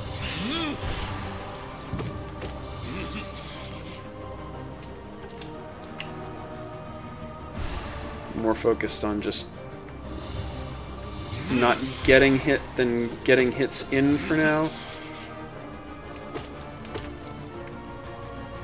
And he disappears, and that goes back across. Dives. And I can heal. Hit him again.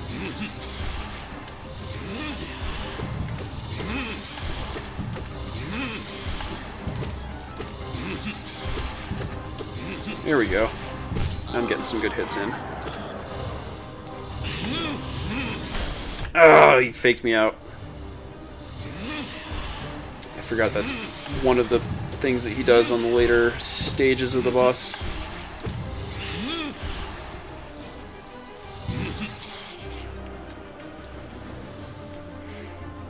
Come on, you. Come at me, bro.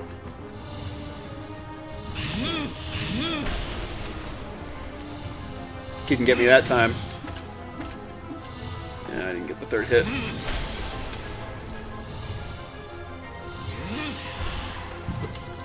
Yeah, I missed him. Ow! That was a dumb hit.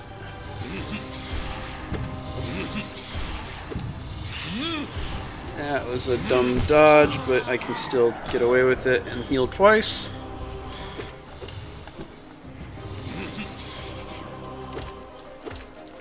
Get 2 hits in there. There we go. Hey, I killed the boss! Hooray!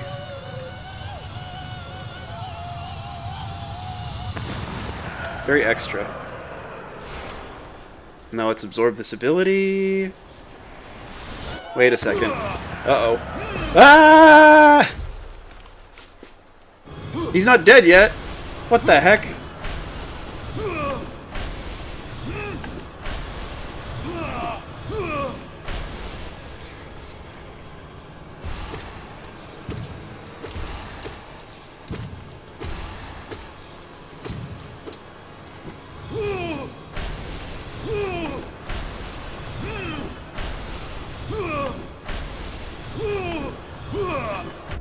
Ow.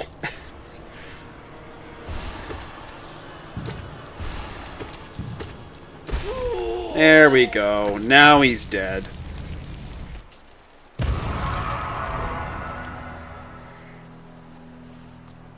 Ghost of Jabba. And now I get...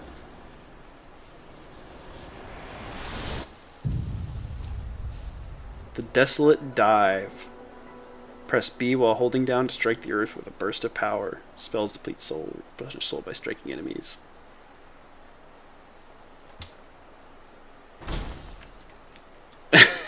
Af is good now? What? Where'd that come from? Holy crap, he killed the boss in one try? Mantis Lords are hard, man. Alright, let's go... Oh, so here's an example of how to use it. You just go boom and just punch through the glass. Boom!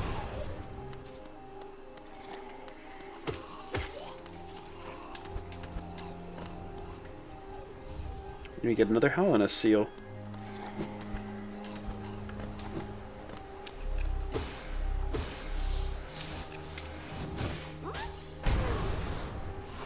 Oh, okay, okay.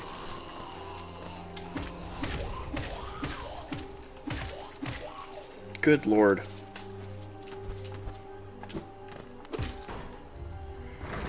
Yeah, I just had to warm up, you know?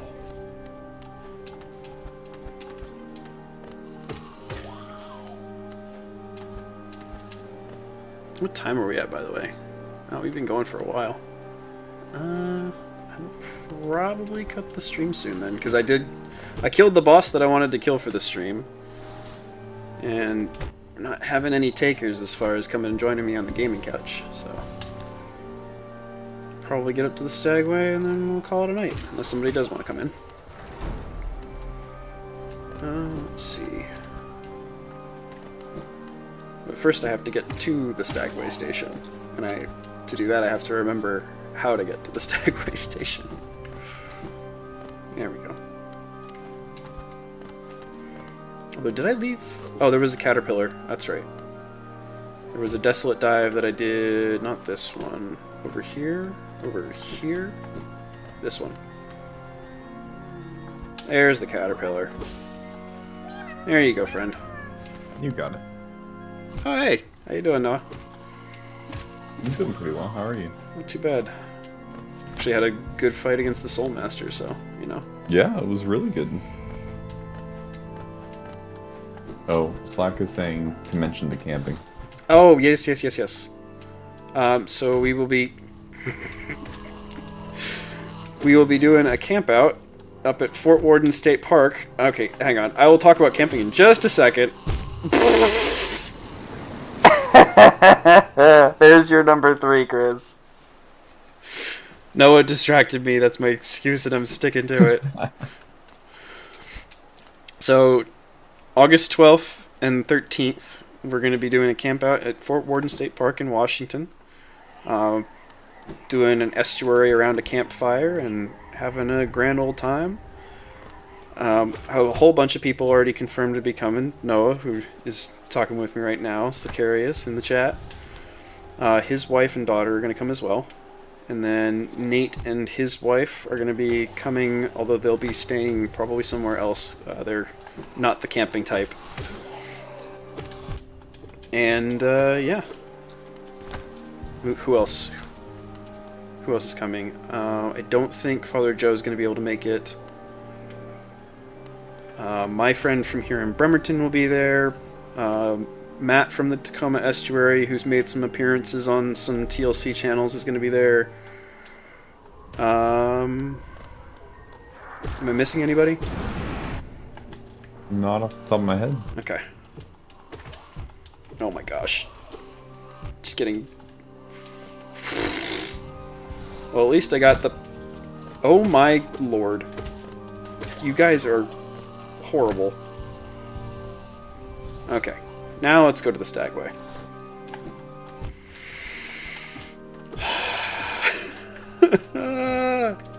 I forgot how annoying these guys were.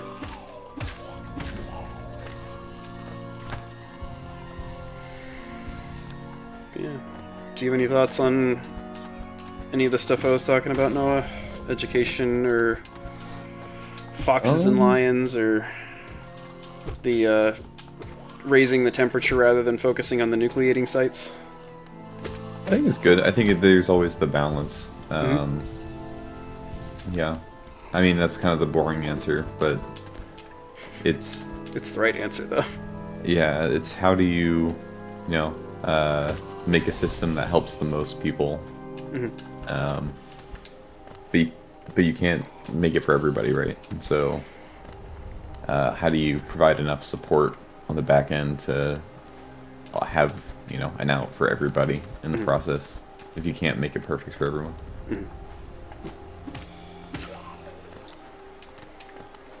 Yeah. And I think that's... It's not that you have to not... You can't make it perfect for everyone, I don't think. It's more that you have to make a game where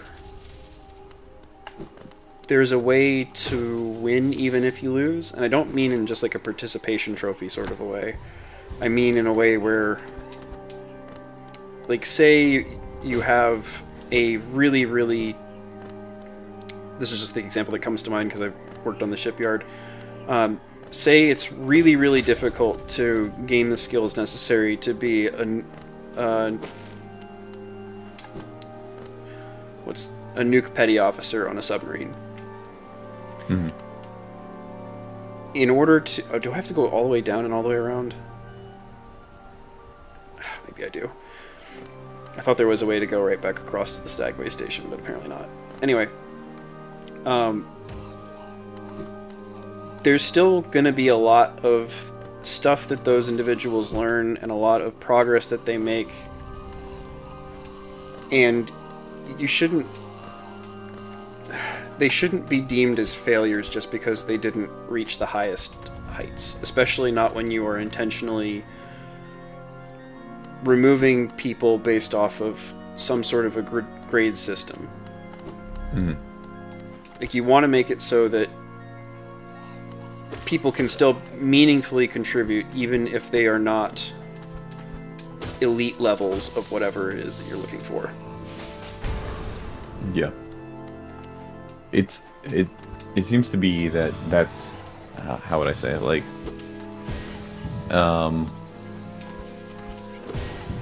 if you have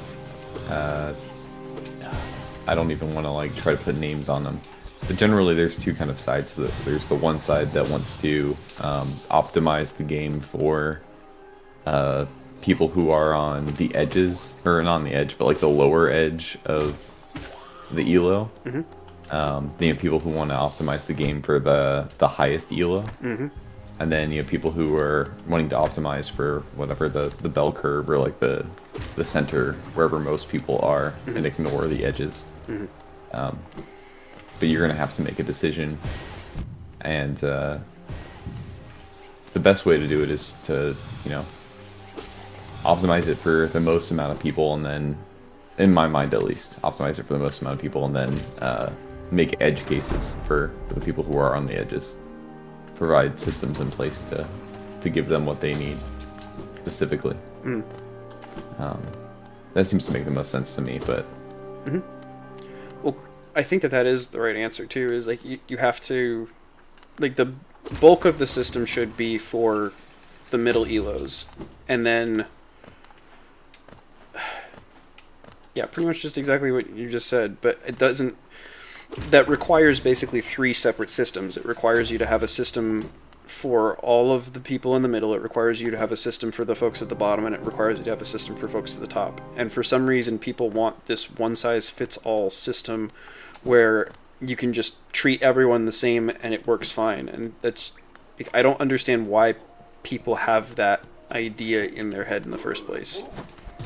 Well, I mean, like, if we're going to be like making a perfect system or whatever, like money is no object, we can try to do the best that we could do. I mean, that would look something like everybody gets their own private tutor, right? And finds out however this person learns best, optimizes their learning for what they are best fitted for, and then connects them with students who are also trying to learn that thing. But the problem is it's just infeasible, and so how do you make a system that can deal with the constraints that we have? And that's kind of the tough part. Right. Is that people go on the opposite end. They're just saying, the cheapest way is just to put everybody into a box and do it that way. Which is... I don't know. It's just really frustrating to me because it doesn't have to be the solution, and it's... Like, why is that the answer that we take? Why does it have to be a one-size-fits-all solution? Why do we have to try and treat human beings like factory machine cogs? Why can't we recognize that people learn differently, and that what you can do is you can create those 3 different systems, and that by creating those 3 different systems you can then prioritize allocation of resources between those 3 different systems rather than just trying to make the best, most efficient single system. Like, I understand that it's going to be more costly to do that, but it doesn't make sense to me why you wouldn't recognize the need for it and at least like have the more expensive 3 system and then try and balance between those different groups of people. I mean, if we're gonna play the conspiracy card, right, there's a good part that says a less centralized system is harder to control. Right? Yep. I think that's part of it. You can't standardize education if, every child is being taught differently, potentially. But you also, like, to play devil's advocate, you can also say that, who's to say that, a child is not being taught horribly if there's no standardization at all. And right, but... everybody in X state, we'll say Oregon or something, like, if Oregon is deciding how the state decides how they educate the children, and there's no kind of representation by local people in that level, then maybe the federal level is helpful, but it feels like there's a lot of things that have to go wrong. But again, that's that focus on the sort of like bottom levels rather than having the appropriate, like, it's this, like, you could say the same thing about, I think Mississippi's the bottom in the country. It's like, if we didn't have the federal education system coming in and intervening, then these kids would be basically like, uneducated to an even greater degree than they already are. Oh my gosh, that was such a stupid death.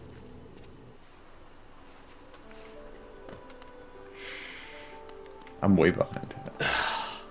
Oh, I'm sorry. I forgot to. Let me. Okay. That's a weird You thing. can, yeah, you can just. Just give me a keep second. going. Just give me a second. I forgot to open the stream for Discord, so that way Noah would not be behind. And then I can pull up pop-out chat. Let's Customize my my layout. Very nice. If we choose to design the system in favor of the whales, oh, like the Greenpeace solution, is that what that is, Slack? And then, I wasn't sure if Slack was talking about whales or like whales in like like games, like mobile games. Yeah, that's actually probably what he was getting at. I mean both, both. We could do both. Yeah. Oh, I also wanted to touch on something that you had mentioned earlier, because it is actually a really important problem for games like League of Legends. Is there's a lot of champions that are balanced in certain ways, because if they like they're very underpowered. I didn't mean to jump that high. They're very underpowered in low elo, but the reality is that if they tried to buff them to be viable for low elo play, then they would be completely broken in professional play. And so they have to kind of figure out, okay, what's the balance going to be here? Because if we try and make this viable here, then it's not so much about the power budget of whatever the champion is that we're talking about. It's more about the kit that makes the champion unbalanced.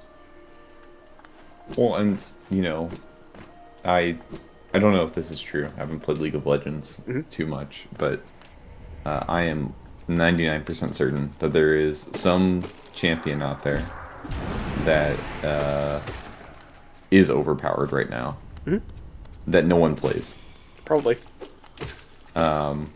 Just because the meta like doesn't make for that, and it will just take one person to kind of figure that out and actually master it, and then the meta is going to change. And so, you know, there's a certain amount of balancing is just a whole nother task in itself. Yep. I know that you like to use the example of they changed the sound on the guns as your kind of go-to example with that. There's an even crazier example with League of Legends in particular, where they actually... So there, how much do you know about like positions in League? Because like that's going to impact how I explain there's top, mid, and bottom, and then there's jungle. Yep, and jungle. Okay. So what folks realized about 3 or 4 years into the game was if you switch your top and your bot laners, you can have a collapse onto one of the towers by your bot and your support, and then you have your jungle and your mid roam to that side lane, and you can knock down a tower at like 3 or 4 minutes. And this was something that was possible in the game from the start, but no one had figured it out until someone realized that you could do this and used it against somebody, and then it quickly became adopted as the meta. And what was happening was teams would handshake which team got the top versus the bottom turret, and it was making for very uninteresting pro play, and it had no resemblance to the way that the game was actually played by the majority of the player base. And eventually what the way that they changed that was they increased the armor values on the top lane turrets for the first several minutes, so that way you couldn't do that strategy anymore. But it's just fascinating to me, like, you can have a strategy that is incredibly powerful, and like, and it doesn't even have to do with a particular champion or a particular kit, just a slightly different way of playing the game, a slightly different way of thinking about it, and it just can completely change it on a dime. Yeah. Yeah. And it's all hidden there, right? Like, that's the crazy part hidden in my plain sight. mind. Yeah. How did we get here? Because that was to remember what led us here, because I had some follow up, but I'm trying to remember why you brought this up. Oh, I'm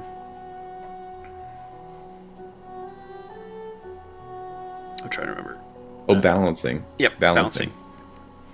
In my mind, that I've been playing around with the idea of there's been this obsession with trying to balance single player experiences or like games, which I've kind of been confused by, like why game creators would like try to balance stuff. I guess I understand it to a certain extent, right? You don't want to people, or the famous quote, players will optimize the fun out of any game. So you don't want to have some sort of obvious meta, like a stealth archer kind of problem. But my thought is maybe the alternative to something like this, like a roguelike or something where the build iteration is super fast. Provide incentives not to use the meta once they've found a meta, and actually reward them for finding it, retroactively patching it for their file specifically, basically, and not patching it, but basically saying like turn on a modifier to turn off this mechanic or something, and then add a multiplier to their score or something like that. And so as they kind of shut off valves on potential ways of, beating the game or whatever, you can provide more rewards in that way. Yep. How that works mechanically, it would be kind of tough, but I think there's that would games be... that kind of already do that. I know Hades has a bit of that. But Hades doesn't reward you well, I don't think. Maybe I'm wrong, but it's just like a score, right? I want some like something like cosmetic or something, like something that to fuel the back end, or some mechanical way that it interfaces with the game. Yeah, or like more narrative or something. Like I don't know if Hades does that either. I think it's, from my understanding, it's like an optional thing you can invest in, which is fair. But I like the idea of unlocking something, of holding something back, giving people a reason to engage with the systems and actually push themselves, other than just wanting to do it for the sake of it, which is like the healthy way of doing it. But providing some additional incentive for folks who might not necessarily be inclined to be more experimental in a roguelike to at least give it a try and see, like, because it is a lot of fun. It's a lot of fun mastering different playstyles and then how those masteries kind of interplay with each other once you start to get to a certain level. Yeah, and then it can be justified to reduce the randomness, right? To let players actually build something, which I think has been my struggle with roguelikes, is that there are a few that just it's really fun to make builds with it, but sometimes you get started on a build and then the RNG just absolutely cuts you off. And they can be fun sometimes because you can kind of rotate out of it, but sometimes it's just like it just kills everything. Like Binding of Isaac does that a lot, where you'll start something up and then, you only get health upgrades or something like that. And it's just like... Yeah, the game's got to give you something to work with. Like, yeah. Yeah. Well, cool. Thanks for coming on. I appreciate you keeping me company for a little bit there. Yeah. Thanks for letting me rant and rave. Well, and thank you to our lovely audience. We hope you've been feeling virtually not alone this evening. And you wanna do the outro with me? Or you want, actually, how about you do the outro? Oh, do I do your outro? Yeah, you do my outro. Oh. Do you do friends at the beginning? I can't remember. Goodbye then. Be safe. Ta-da. Don't you dare. Oh, okay. Goodbye then. Sorry. We'll go for the deeper... The deep voice. Goodbye then.